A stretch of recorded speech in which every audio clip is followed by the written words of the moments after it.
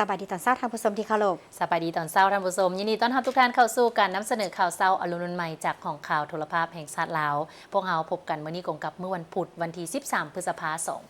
2026นำเสนอข่าวภาคนี้โดยอนุรักษ์วีระวงศ์พร้อมด้วยข้าพเจ้าสิริวัลย์ผลเยี่ยมเจ้าสบายดีตอนเช้าสบายดีตอนเช้าอนุรักษ์อากาศช่วงนี้เป็นจังได๋มาพร้อมกับอากาศที่ฝนแดดบางมื้อฝนบางมื้อแดดบ่ายๆมาแดดร้อนเจ้าก็เป็นสัญญาณเตือนว่ากะเกียมเข้าสู่ฤดูฝนแล้วเจ้าท่านผู้ชมข่าวเช้าในมื้อนี้พวกเราก็มีหลายข่าวที่จะมานำเสนอต่อทุกท่านซึ่งจะเริ่มต้นด้วยข่าวในตอนเช้าของวันที่12พฤษภาคม2026ที่ทำเนียบประธานประเทศท่านนางเวียงทองศรีพันดรรองประธานประเทศแห่งสาธารณรัฐประชาธิปไตยประชาชนลาวได้ต้อนรับท่านเปโดสวาเลนเอกอัครราชทูตวิสามัญผู้มีอำนาจเต็มแห่งสมพันธรัฐสวิสประจำสาธารณรัฐประชาธิปไตยประชาชนลาวซึ่งมีสำนักงานตั้งอยู่ที่บางกอกแห่งราชอาณาจักรไทยเข้าเยี่ยมคำนับอำลาหนึ่งในโอกาสที่ท่านทูตสำเร็จการปฏิบัติหน้าที่การทูตประจำลาวท่านนางเวียงทองศรีพันดรได้แสดงความต้อนรับสมเสยและตีราคาสูงต่อท่านทูตที่สำเร็จการปฏิบัติหน้าที่การทูตอยู่ลาวเป็นเวลา2 ปีกว่าโดยท่านทูตแมนได้เอาใจใส่อย่างตั้งหน้าในการประกอบส่วนเข้าในการเสริมขยายสายพัวพันธ์การร่วมมือการช่วยเหลือซึ่งกันและกันระหว่างลาวและสวิสที่มีมูลเสื้อมาแต่ดุนนานแล้วให้นับมือแตกดอกออกผลยิ่งขึ้นท่านรองประธานประเทศก็ได้อวยพรให้ท่านทูตจงเดินทางกลับคืนประเทศด้วยความสวัสดิภาพและประสบผลสำเร็จในหน้าที่ใหม่ที่มีเกียรติของท่านส่วนท่านทูตก็ได้แสดงความขอบใจต่อท่านรองประธานประเทศที่ได้ให้การต้อนรับอย่างอบอุ่นแสดงความขอบใจต่อการจัดตั้งทุกภาคส่วนของลาวที่ให้การร่วมมือและอำนวยความสะดวกในตลอดระยะการปฏิบัติหน้าที่จนได้รับผลสำเร็จในการปฏิบัติหน้าที่ครั้งนี้ในวันที่ 12 พฤษภาคม 2026ท่านวันไซพงษ์สวรรค์ประธานคณะกรรมการศูนย์กลางภาคและองค์การกวดกาแห่งรัฐหัวหน้าองค์การต้านการโซลาร์บางหลวงศูนย์กลางได้ต้อนรับการเข้าเยี่ยมคำนับของทานนางมิเกนจอนเอกอัครราชทูตแห่งออสเตรเลียประจำสาธารณรัฐประชาธิปไตยประชาชนลาวและต่อด้วยทานนางโอยายาซาเอกอัครราชทูตแห่งสาธารณรัฐตุรกีประจำสาธารณรัฐประชาธิปไตยประชาชนลาวท่านวันไซพ้องสวรรค์ได้แสดงความยินดีต้อนรับทานนางมีเกนจอนอย่างอบอุ่นและปลื้มปิติยินดีที่ได้พบปะกับทานทูตออสเตรเลียพร้อมนี้ก็ได้แสดงความสมเสยต่อทานทูตที่ได้รับการไว้เนื้อเชื่อใจจากรัฐบาลและประชาชนออสเตรเลียมาปฏิบัติหน้าที่การทูตอยู่สาธารณรัฐประชาธิปไตยประชาชนลาวเพื่อสืบต่อเสริมขยายสายพัวพันมิตรภาพและการร่วมมืออันดีงามที่มีมาแต่ดนนานของสองประเทศ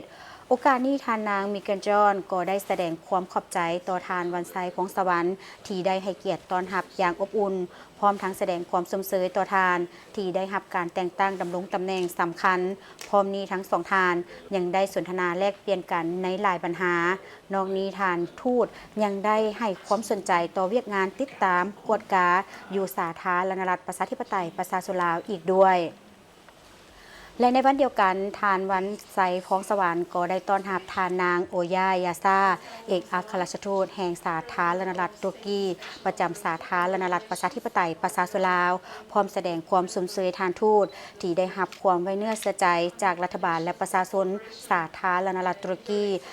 มาปฏิบัติหน้าที่การทูตอยู่ลาวเพื่อสืบต่อเสริมขยายสายพัวพันมิตรภาพและการร่วมมือของสองประเทศรัฐบาลแห่งสาธารณรัฐประชาธิปไตยประชาชนลาวจะเฮ็ดเวียกอย่างใกล้ชิดร่วมกับฐานทูตก็คือสถานทูตสาธารณรัฐตุรกีเพื่อนำเอาผลประโยชน์อันสูงสุดมาสู่ประชาชนสองชาติในวันที่11พฤษภาคม2026ที่ผ่านมาที่กระทรวงการต่างประเทศสหายท้องสวรรค์พรหมวิหารรองนายกรัฐมนตรีกระทรวงการต่างประเทศได้ต้อนรับสหายลียงซนเอกอัครราชทูตแห่งสาธารณรัฐประชาชนประชาธิปไตยเกาหลีประจำสาธารณรัฐประชาธิปไตยประชาชนลาวพร้อมด้วยคณะเข้าอวยพรและสมเสยเนื่องในโอกาสรับตำแหน่งแต่งตั้งให้ดำรงตำแหน่งเป็นรองนายกรัฐมนตรีกระทรวงการต่างประเทศแห่งสาธารณรัฐประชาธิปไตยประชาชนลาว ในโอกาสนี้สหายลียงซนได้แสดงความสมเสยอย่างจริงใจต่อสหายท้องสวรรค์พรหมวิหารที่ได้รับการแต่งตั้งให้ดำรงตำแหน่งเป็นรองนายกรัฐมนตรีกระทรวงการต่างประเทศซึ่งได้ถูกรับรองเอาในกองประชุมครั้งปฐมฤกษ์ของสภาแห่งชาติสุทธิสิบในเดือนมีนาคม 2026 ผ่านมาพร้อมทั้งแสดงความเชื่อมั่นว่าภายใต้การนำพาซี่น้ำของสหายท้องสวรรค์พรหมวิหารกระทรวงการต่างประเทศจะสืบต่อได้รับผลสำเร็จอันใหม่ยิ่งใหญ่กว่าเก่าในต่อหน้าโอกาสดังกล่าวสองฝ่ายก็ได้มีการตีราคาสูงต่อสายพัวพันมิตรภาพการร่วมมือที่เป็นมูลเสื้อระหว่าง2 พรรค 2 รัฐและประชาชน2 ประเทศสาธารณรัฐประชาธิปไตยประชาชนลาวสาธารณรัฐประชาชนประชาธิปไตยเกาหลีที่สร้างพื้นฐานโดยประธานไก่สอนพรหมวิหารผู้นำที่แสนเคารพรักของประชาชนลาวและสหายกิมอินซุงผู้นำที่ยิ่งใหญ่ของประชาชนสาธารณรัฐประชาชนประชาธิปไตยเกาหลีซึ่งได้รับการสืบทอดมาถึงปัจจุบันภายใต้ความเอาใจใส่เป็นพิเศษของสหายทองลุ้นศรีสุริตเลขาธิการใหญ่ประธานประเทศแห่งสาธารณรัฐประชาธิปไตยประชาชนลาวสหายกิมเจิงอุนเลขาธิการใหญ่ประธานคณะกรรมการกิจการแห่งรัฐผู้บัญชาการสูงสุดกำลังประกอบอาวุธแห่งสาธารณรัฐประชาชนประชาธิปไตยเกาหลีสองฝ่ายได้แสดงความเชื่อมั่นว่าสายพัวพันมิตรภาพอันเป็นมูลเชื่อระหว่างสาธารณรัฐประชาธิปไตยประชาชนลาวสาธารณรัฐประชาธิปไตยสาธารณรัฐประชาชนประชาธิปไตยเกาหลีจะได้รับการเสริมขยายอย่างบ่หยุดยั้งพิเศษในเดือนตุลา 2025 ที่ผ่านมาได้มีการพบปะระหว่างผู้นำสูงสุดของ2 ประเทศที่นครหลวงเพียงย่างซึ่งได้กลายเป็นขีดหมายสำคัญทางประวัติศาสตร์สำหรับ2 ประเทศให้กลายเป็นพื้นฐานอันนักแน่นในการสืบโตเสริมขยายสายพัวพันมิตรภาพและการร่วมมืออันเป็นมูลเสื้อระหว่าง2 พรรค 2 รัฐและประชาชน2 ชาติให้นับมือนับแน่นแฟนยิ่งขึ้นในวันที่ 11 พฤษภาคม 2026 ที่กระทรวงการต่างประเทศท่านท้องสวรรค์พรหมวิหารรองนายกรัฐมนตรีกระทรวงการต่างประเทศได้ต้อนรับการเข้าเยี่ยมอำลาของทานเปโดร ซาวาเรนเอกอัครราชทูตแห่งสมาพันธ์ทรัฐสวิตประจำสาธารณรัฐประชาธิปไตยประชาชนลาวซึ่งมีสำนักงานสถานทูตตั้งอยู่ที่บางกอกราชอาณาจักรไทยในโอกาสที่ทานท้องสวรรค์พรหมวิหารได้แสดงความสมเสยและตีราคาสูงต่อผลสำเร็จในการปฏิบัติหน้าที่การทูตของทานเปโดร ซาวาเรนอยู่สาธารณรัฐประชาธิปไตยประชาชนลาวตลอดระยะเวลา3 เดือนที่ผ่านมา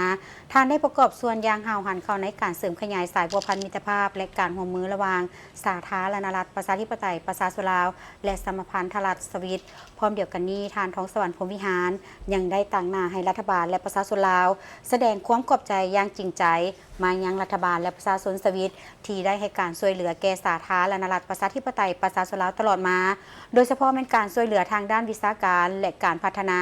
รวมทั้งการช่วยเหลือผ่านขอริเริ่มทีมเอโรปที่แนใส่ปรับปรุงชีวิตการเป็นอยู่ลดพรความทุกข์ยากการพัฒนาแบบยืมยงซึ่งสอดคล้องกับแผนพัฒนาเศรษฐกิจสังคมแห่งชาติของสาธารณรัฐประชาธิปไตยประชาชนลาว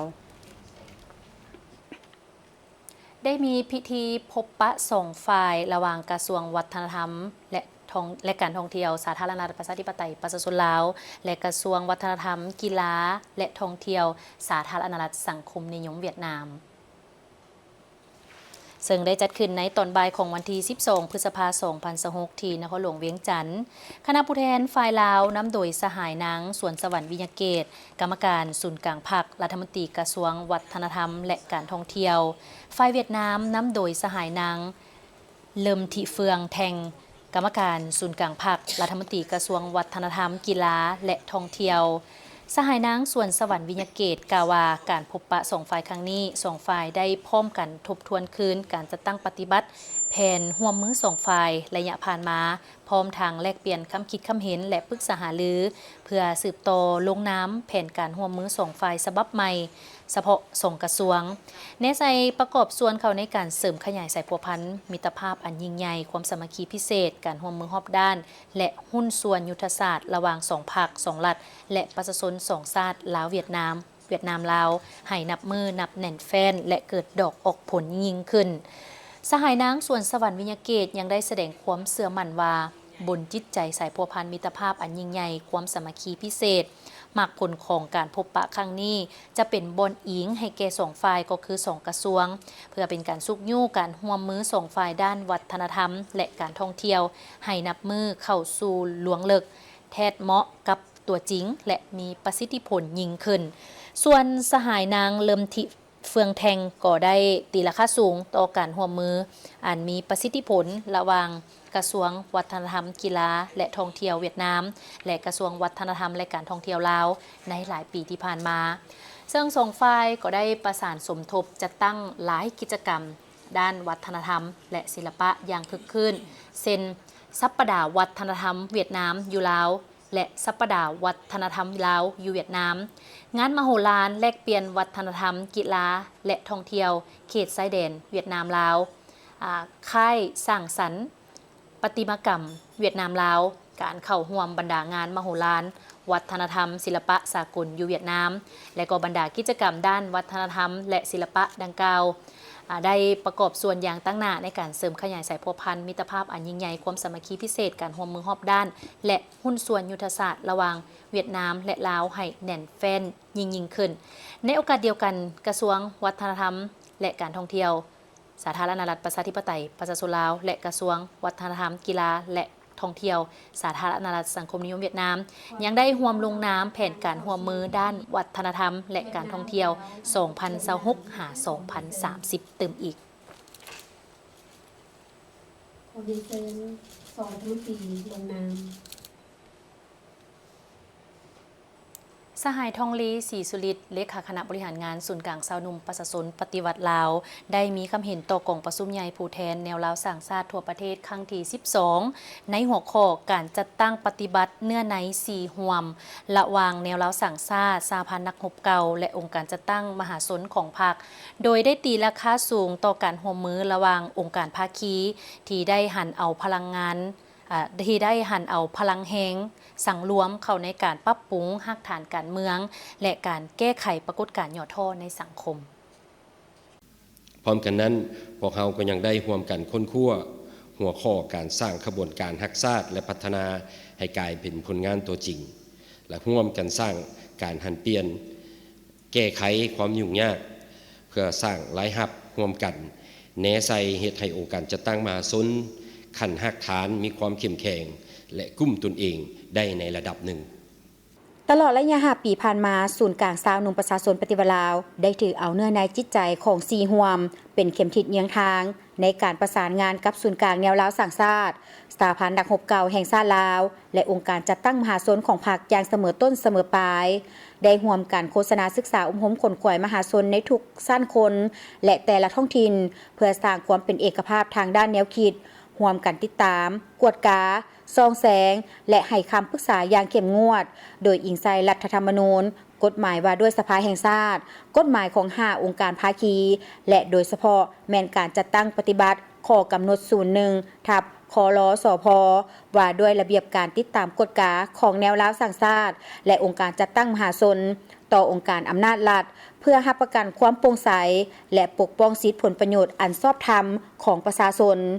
พร้อมกันนั้นได้ร่วมกันค้นคว้าหัวข้อการสร้างขบวนการรักษาและพัฒนา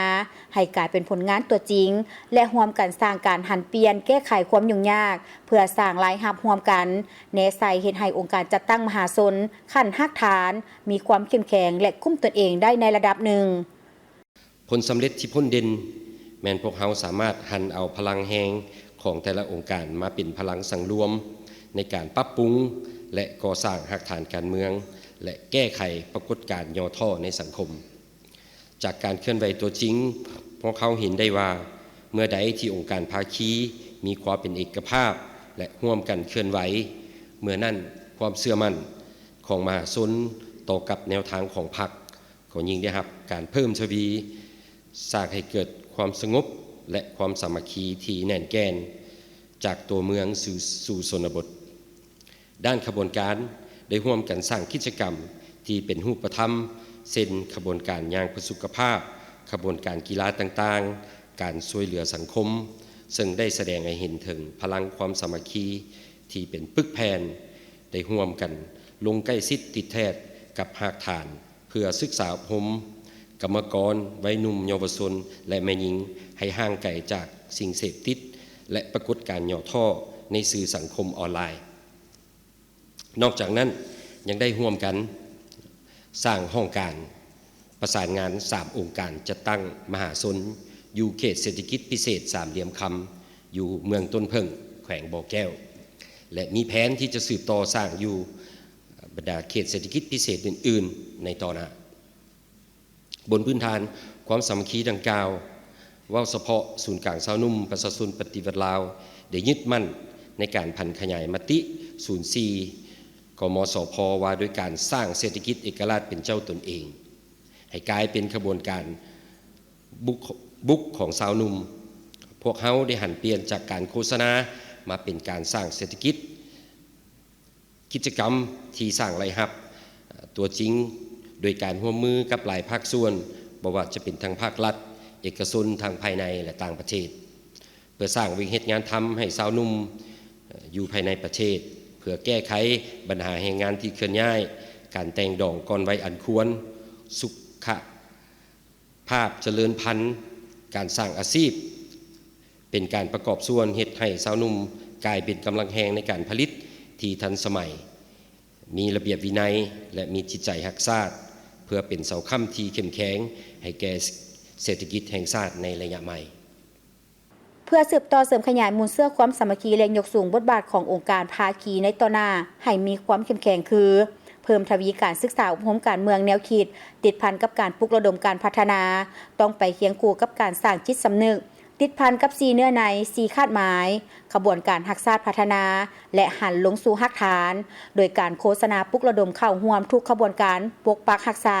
และสร้างสาพัฒนาประเทศชาติหันการสนองแรงงานให้กลายเป็นยุทธศาสตร์การสร้างคนสร้างโอกาสให้แก่สาวหนุ่มพวกเฮาบ่เพียงแต่ซ่องหาแรงงานให้โรงงานเท่านั้นแต่ต้องเน้นการพัฒนาฝีมือแรงงานที่มีวินัยมีจิตสำนึกที่ดีและยกระดับขีดความสามารถให้ทันยุคเฮ็ดให้เขาเจ้าสามารถเข้าถึงตำแหน่งงานที่มีอยู่จริงในตลาดแรงงานโดยผ่านการร่วมมืออย่างใกล้ชิดกับบรรดาบริษัทที่มีการร่วมมือกับศูนย์กลางสาวหนุ่มประชาชนปฏิวัติลาวอยู่แห่งการหันเป็นดิจิตอลเพื่อเชื่อมจอดข้อมูลสาวหนุ่มกับตลาดแรงงานและการนำใช้เทคโนโลยีเข้าในเวียกงานสื่อมวลชนให้ทันกับยุคสมัยและประสานสมทบกับองค์การภาคีเพื่อสร้างเป็นโครงการจุดสุมเป็นต้นโครงการสร้างเศรษฐกิจครอบครัวให้เข้มแข็งการรักษาสิ่งแวดล้อมสีเขียวส่งเสริมวัฒนธรรมอันดีงามของชาติการแก้ไขปรากฏการณ์ย่อท่อในกลุ่มวัยหนุ่มการสร้างอาชีพมั่นคงและอื่นๆให้กลายเป็นสัญลักษณ์แห่งความสามัคคีและเป็นคู่ร่วมงานที่ซื่อสัตย์บริสุทธิ์กับแนวร้าวสร้างชาติและบรรดาองค์การภาคีเพื่อร่วมกันสร้างขบวนการ4ร่วมให้มีผลสำเร็จใหม่ที่ยิ่งใหญ่กว่าเก่าท่านผู้ชมในวันที่ 11 พฤษภาคม 2026 ที่ผ่านมาที่แขวงหัวพันองค์การอาหารโลก WFP ได้มอบเงินช่วยเหลือสุขโยมแม่หญิงอยู่ที่แขวงหัวพันองค์การอาหารโลกสุขยุ่งมันยิงอยู่ที่แขวงหัวพันเพื่อกระตุ้นการผลิตกสิกรรมและเลี้ยงสัตว์แนใส่หับประกันความมั่นคงทางด้านเสบียงอาหารซึ่งได้จัดขึ้นในวันที่ 11 พฤษภาคม 2026 ที่แขวงหัวพันมอบโดยทานมาร์คอานเดโปรผู้อำนวยการและต่างหน้าองค์การอาหารโลกหับโดยทานบุญวิสัยกงปาลีรองประธานคณะกรรมการปกครองแขวงหัวพันโดยมีภาคส่วนที่เกี่ยวข้องเข้าร่วมซึ่งการสนับสนุนเงินในครั้งนี้แมนได้มอบให้แม่หญิงสาวกสิกรจำนวน 1,500 ครัวเรือนใน23บ้านอยู่ที่เมืองซำใต้เมืองซอนซึ่งได้ครัวเรือนละ2,500,000 กีบเพื่อนำไปบริหารแผนธุรกิจครอบครัวเป็นต้นแมนการเลี้ยงสัตว์ปีกการปลูกพืชสวนครัวการปลูกสาลีปลูกกาแฟเลี้ยงสัตว์ปรับปรุงแหล่งน้ำเทคนิคกสิกรรมทนต่อสภาพอากาศและฝึกอบรมให้แก่แม่หญิงในการจัดการความเสี่ยงรับประกันให้ครอบครัวมีอาหารเพียงพอมีรายรับ ที่ปลอดภัยและฟื้นตัวได้ไวเมื่อเกิดภัยพิบัติหลังจากได้รับการฝึกอบรมทางด้านการเงินทีมงานได้นำพาประชาชนสร้างแผนการปฏิบัติกิจกรรมโดยกำหนดเอาหน้าเวียกหรือกิจกรรมที่ครัวเฮือนของเขาเจ้าจะจัดตั้งปฏิบัติตัวจริงในฤดูฝนปี 2026 นี้โดยแนะไซนำไส้เงินทุนช่วยเหลือที่โครงการมอบให้สมทบกับทุนของครอบครัวของเขาเจ้าเองพร้อมนั้นโครงการยังมีแผนสืบต่อช่วยและยังจะสมทบกับอำนาจการปกครองแขวงเมืองบ้านติดตามสุกยู่การจัดตั้งปฏิบัติเพื่อให้เกิดผลต่อการผลิตแท้จริงเพื่อสร้างอนาคตการผลิตกสิกรรมที่ยืนยงและรับประกันความมั่นคงทางด้านเสบียงอาหารในวันที่ 12 พฤษภาคม 2026 กรมธรณีศาสตร์และโบแฮกระทรวงอุตสาหกรรมและการค้าร่วมกับสมาคมอุตสาหกรรมเกลืออนงคธาตุสาธารณรัฐประชาชนจีนได้จัดกองประชุมสัมมนาสากลแลกเปลี่ยนบทเรียนเกี่ยวกับการคุ้มครองและมาตรการลดพรผลกระทบต่อสิ่งแวดล้อมของโครงการขุดค้นแฮเกลือโพแทสอยู่สาธารณรัฐประชาธิปไตยประชาชนลาวโดยการเป็นประธานร่วมของทานบุญยงศรีดาวงศ์หัวหน้ากรมธรณีศาสตร์และโบแฮกระทรวงอุตสาหกรรมและการค้าและทานหวางเสี่ยวเฟิงประธานสมาคมอุตสาหกรรมเกลืออนงคธาตุแห่งประเทศจีนมีทานหานเย่เลขานุการเอกประจำห้องการเศรษฐกิจและการค้าสถานทูตจีนประจำลาวพร้อมโดยภาคส่วนที่เกี่ยวข้องเข้าร่วมท่านบุญยงศรีดาวงศ์ได้มีคำเห็นว่ากองประชุมในมื้อนี้บ่เพียงแต่เป็นการปรึกษาหารือทางด้านเทคนิคเท่านั้นแต่ยังเป็นการยืนยันถึงความหมายมั่นอันแห่งกล้าในการเป็นคู่ร่วมชะตกรรมลาวจีนโดยเฉพาะแม่นการพันขยายการร่วมมือด้านเศรษฐกิจการค้าและการลงทุนในแขนงอุตสาหกรรมและโบแฮให้ก้าวสู่ล้วงลึกและมีคุณภาพสูงกว่าเก่าและสาธารณรัฐประชาธิปไตยประชาชนลาวแม้นมีทรัพยากรแฮเกลือกาลีหรือแฮเกลือโพแทสที่อุดมสมบูรณ์เป็นส่วนหนึ่งในแหล่งสำคัญของภาคพื้นแต่ในขณะเดียวกันสาธารณรัฐประชาชนจีนก็เป็นประเทศที่มีความก้าวหน้าทางด้านเทคโนโลยีมีประสบการณ์สูงในการคุ้มครองโบแฮและเป็นตลาดที่มีความต้องการฝุ่นโพแทสขนาดใหญ่และการร่วมมือระหว่างสองชาติลาวจีนแม้นการผสมประสานระหว่างท่าแหงทางด้านทรัพยากรของลาวและท่าแหงด้านเทคโนโลยีทุนฮ้อนของจีนโดยในระยะใหม่นี้จำเป็นต้องยกระดับการร่วมมือขึ้นตืมซึ่งเน้นใส่3เสาค้ำหลักก็คือการสำรวจและพัฒนาด้วยเทคโนโลยีที่ทันสมัยพวกเขาต้องได้ร่วมกันในการนำใช้วิทยาศาสตร์ที่ก้าวหน้าเพื่อลงลึกการสำรวจข้อมูลธรณีศาสตร์ให้ชัดเจนรับประกันการนำใช้ทรัพยากรให้เป็นประโยชน์สูงสุดและยาวนานการสร้างรูปแบบนิเวศวิทยาใหม่สิ่งนี้หมายถึงการพัฒนาที่บ่แม่นเพียงแต่การขุดค้นแล้วส่งออกแต่แม่นการสร้างระบบครบวงจรตั้งแต่การขุดค้นที่เป็นมิตรกับสิ่งแวดล้อมการปรุงแต่งที่มีมาตรฐานสูงจนถึงการว่าต้องโซ่ของการผลิตเป็นฝุ่นโพแทสเซียมที่เข้มแข็งเพื่อรับใช้การกสิกรรมของทั้งสองชาติก็คือก้าวเข้าสู่เรื่องของการส่งออกสู่ตลาดสากลและการพัฒนาแบบยืนยงและมีส่วนร่วม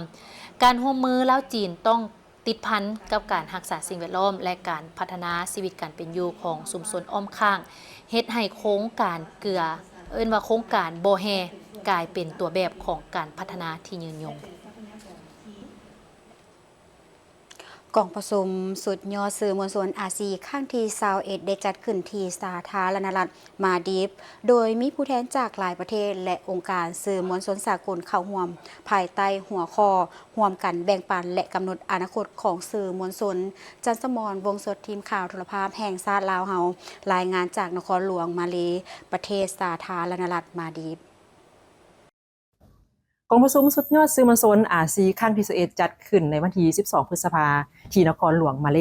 สาธารณรัฐมาเลนี่ถือว่าเป็นเวทีที่ผู้แทนสื่อมวลชนจากทั่วโลกนี้มาพบปะเพื่อเป็นการเน้นใส่ในการพัฒนาสื่อมวลชนในยุคดิจิทัลและกับปัญญาประดิษฐ์เพื่อเป็นการเสริมสร้างการร่วมมือระหว่างประเทศสมาชิกขององค์การภาพและเสียงอาซีแปซิฟิกเน้นใส่ในการรับมือและกำหนดอนาคตของสื่อมวลชน กองประชุมสุดยอดสื่อมวลชนอาซีครั้งที่21จัดขึ้นโดยองค์การภาพและเสียงอาซีแปซิฟิกภายใต้หัวข้อร่วมกันแบ่งปันและกำหนดอนาคตของสื่อมวลชนกองประชุมครั้งนี้มุ่งเน้นใส่การพัฒนาสื่อมวลชนในยุคดิจิทัลการเสริมสร้างการร่วมมือระหว่างประเทศและการยกระดับคุณภาพข้อมูลข่าวสารที่มีความถูกต้องและโปร่งใสด้านสื่อมวลชนจากสาธารณรัฐประชาธิปไตยประชาชนลาวที่เป็นสมาชิกแม่นวิทยุกระจายเสียงแห่งชาติลาวและโทรภาพแห่งชาติลาว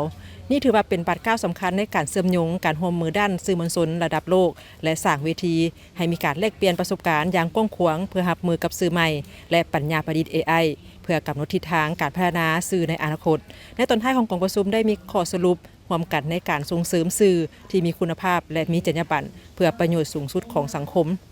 พร้อมนั้นกองประชุมกองประชุมสุดยอดอาซีครั้งที่21 2026บรรดาสื่อมวลชนจากแต่ละประเทศได้เข้าร่วมสัมมนาในหัวข้อเส้นสื่อมวลชนกับสภาพดินฟ้าอากาศและอุทกภัยการเสริมสร้างความไว้วางใจของสื่อดิจิทัลในยุคของ AIBD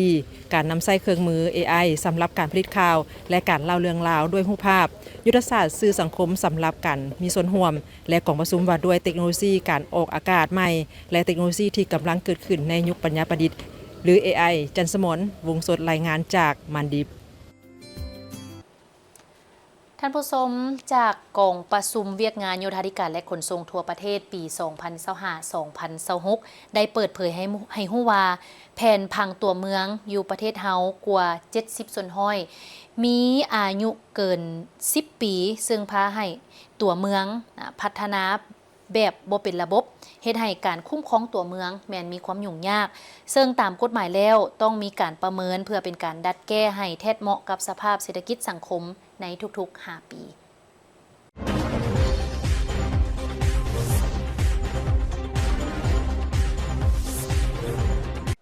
ที่หนึ่งเลยเป็นปรับปรุงสนาม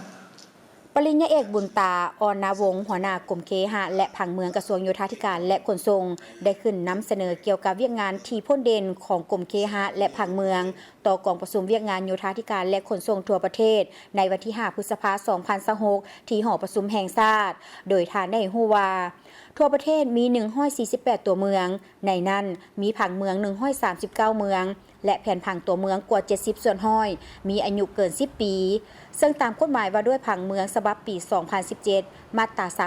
39 แผนผังเมืองต้องได้รับการทบทวนและประเมินทุกๆ 5 ปีเพื่อดัดแก้ให้แทนเหมาะกับสภาพเศรษฐกิจสังคมในแต่ละระยะ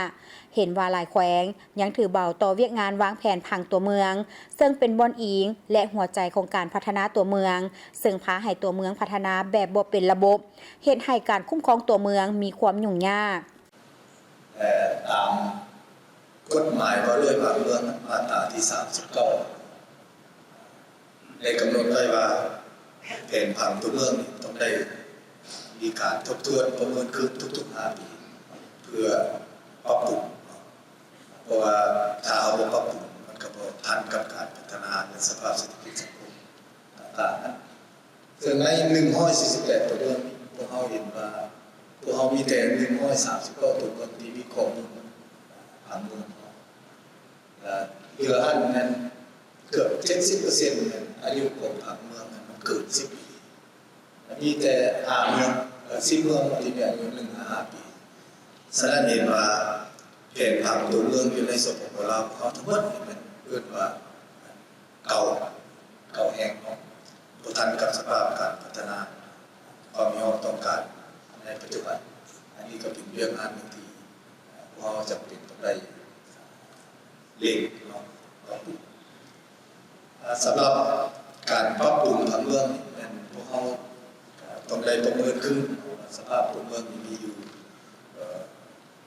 4ข้อมูลนี้ที่1เป็นประเมินทางด้านเศรษฐกิจสังคมที่2เป็นแผนผังตัวเมืองการรับใช้ที่ดินต่างๆการปลูกสร้างที่3เป็นการจัดตั้งปฏิบัติแผนผังแล้วแหละที่4เป็นการลงทุนใส่วงละพื้นฐานของตัวเมืองมันมีอะไรในปี 2025-2026 กรมเคหะและผังเมืองได้เป็นเจ้าการประสานสมทบกับภาคส่วนที่เกี่ยวข้องภายในและสากล ปฏิบัติหน้าที่คุ้มครองมหาภาคตามภาระบทบาทในเวียกงานพัฒนาตัวเมืองทั่วประเทศเป็นต้นได้ปรับปรุงนิติกรรมการวางแผนผังเมืองและคู่มือการวางแผนผังเมืองคาดคะเนสำเร็จในปี 2026 ญาติแยงการช่วยเหลือสนับสนุนจากคู่ร่วมพัฒนาแผนผังเมืองกับประเทศอื่นๆเนื่องจากผังเมืองเป็นมากหัวใจหลักได้ริเริ่มการจัดตั้งปฏิบัติโครงการคุ้มครองมลพิษและสิ่งเศษเหลือ 2025-2031 ที่ได้รับการสนับสนุนทุนกู้ยืมและช่วยเหลือล่าจากธนาคารโลกมูลค่าทั้งหมด 37.85 ล้านดอลลาร์สหรัฐที่หนึ่งเลยเป็นปรับปรุงสนาม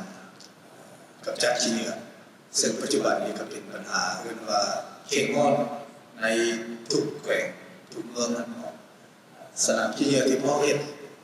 มันพอลำไส้ในบ่ถือลักษณะบ่ถือเทคนิคหลายแขวงในพ่อออกแบบ20 ปี25 ปีแต่ว่า3 ปี 5 ปีนี่ถือว่าเต็มแล้วฉะนั้นโบเป็นสนามขี้เหงื่อพ่อออกแบบแล้วไปเก็บขี้เหงื่อไปทิ่มล่างในตอนนั้นนี่คือว่าเขาต้องได้บริหารจัดการในเรื่องขี้เหงื่อคัดแยกแล้วได้เก็บเลียนแล้วได้หมุนเวียนคืนแล้วได้โครงการที่2เป็นเรื่องจากว่าเดี๋ยวนี้มีสภาพการเปลี่ยนแปลงดินฟ้าอากาศภัยพิบัติต่างๆนี่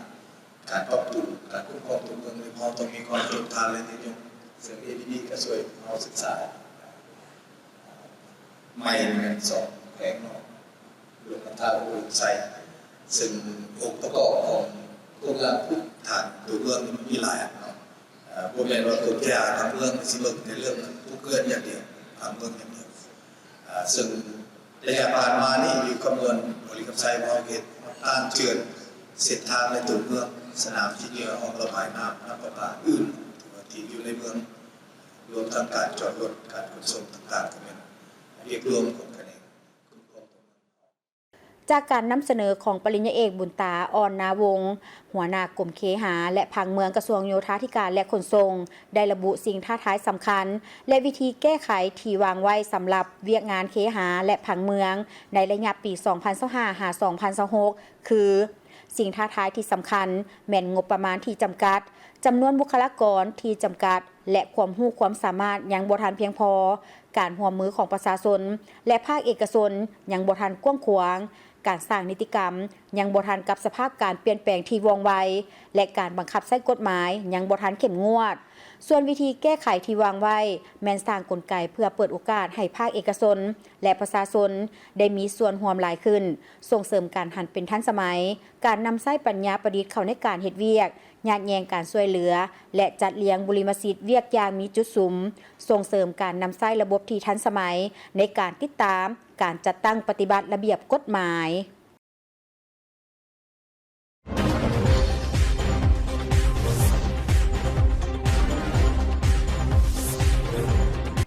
องค์การแคนานาชาติประจำลาวที่ตามสุกยูการจัดสวนกาแฟและวิธีป้องกันสัตว์ตูพืชให้ชาวสวนบ้านเป้าหมายเมืองเหล่างามแขวงสารวัน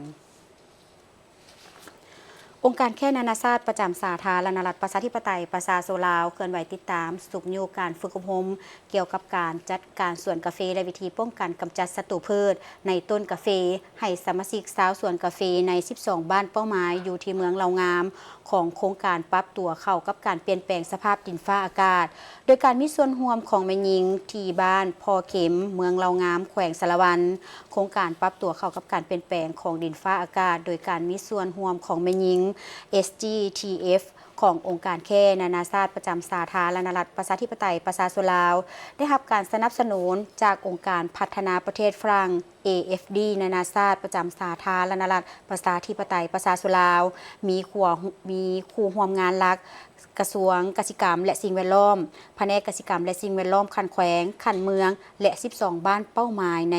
เมืองเหล่างามเข้าร่วมจุดประสงค์เพื่อเพิ่มทวีการเสื่อมสารความเท่าเทียมทางเพศเข้าในการวางแผนและจัดตั้งปฏิบัตินโยบายการปรับตัวเข้ากับการเปลี่ยนแปลงของดินฟ้าอากาศประกอบมี3กิจกรรมหลักเพื่อเล็งใส่การสร้างความเข้มแข็ง ให้แก่แม่หญิง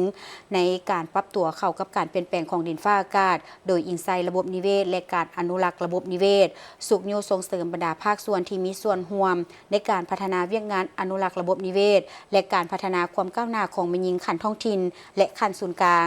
จัดตั้งปฏิบัตินโยบายการปรับตัวเข้ากับการเปลี่ยนแปลงของดินฟ้าอากาศโดยอิงใส่ระบบนิเวศและการอนุรักษ์ระบบนิเวศส่งเสริมการร่วมมือร่วมและการพัฒนาของแม่หญิงแก้ไขการจำแนกเพศและการนำใช้ความรุนแรงบนพื้นฐานทางเพศ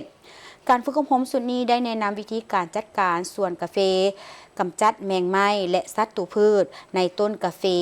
การแต่งกิ่งงาประเภทศัตรูที่พบเห็นส่วนหลายเช่นด้วงเจาะลำต้นโดยแนะนำให้ตัดมะเผาไฟทิ่มเพื่อบ่ให้แพร่ขยายไปยังต้นอื่นเพื่อบ่ให้ผลผลิตของชาวเกษตรกรเสียหายและการป้องกันแต่หัวทีแนสายให้ชาวเกษตรกร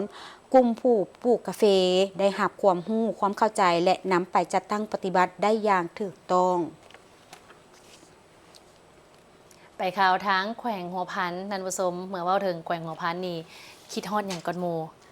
เข้าไก่น้อย กันแล้วเข้าไก่น้อยเจียวปลาบ้ํเจียวปลาบ้มจำหน่อไม้ขม เจ้า แน่นอนคันไปฮอดแขวงหัวพันไผที่ไปฮอดแล้วก็อยากซิมอาหารท้องถิ่นของเพิ่นฉะนั้นจึงมีงานดีๆอยู่ทางแขวงหัวพันเป็นงานวางแสดงสินค้าเครื่องปลาของดงและตลาดสีเขียวซึ่งเพิ่นจัดขึ้นในครั้งนี้เป็นครั้งที่1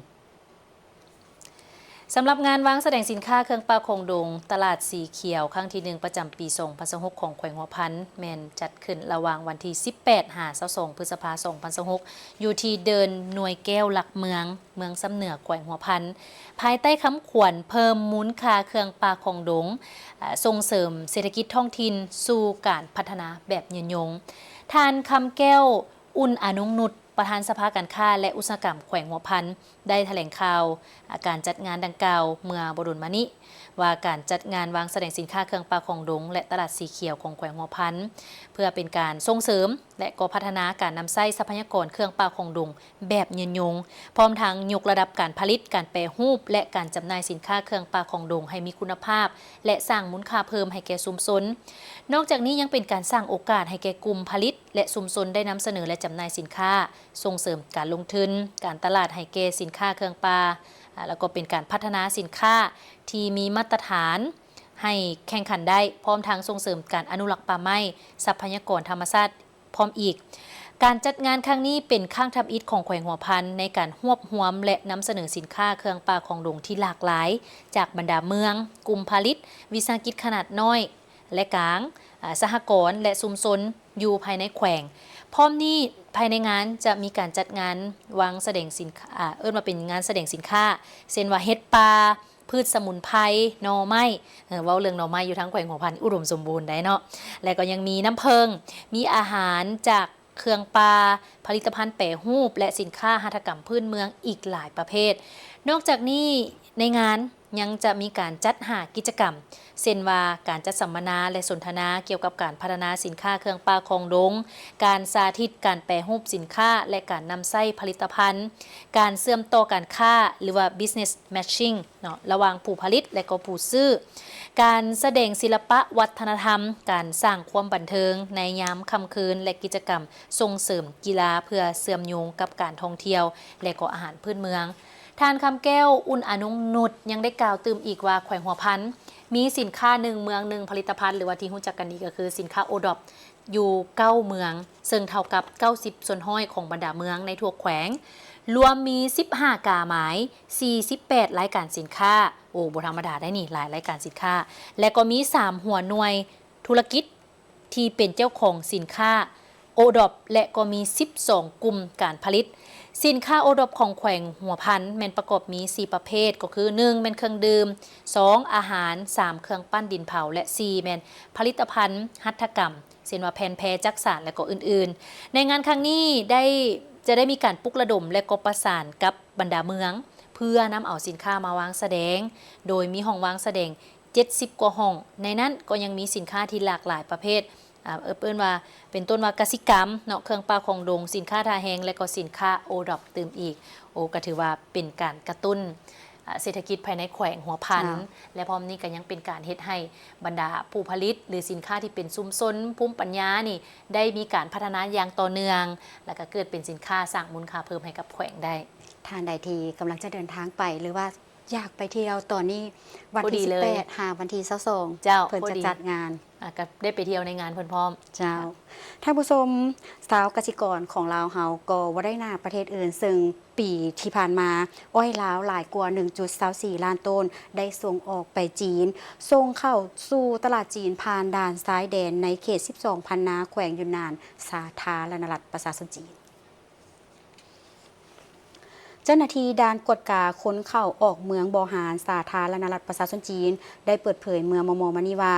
มีอ้อยจากประเทศลาวหลายกว่า 1.25 ล้านต้นใส่รถบรรทุก 70,000 คันถูกส่งออกไปสู่ตลาดจีนผ่านด่านซ้ายแดนในเขต 12 พันนาแขวงยูนนานสาธารณรัฐประชาชนจีนซึ่งอ้อยจำนวนดังกล่าวได้ขนส่งจากลาวเข้าจีนโดยผ่าน3ด่านสำคัญคือด่านซ่าเหอ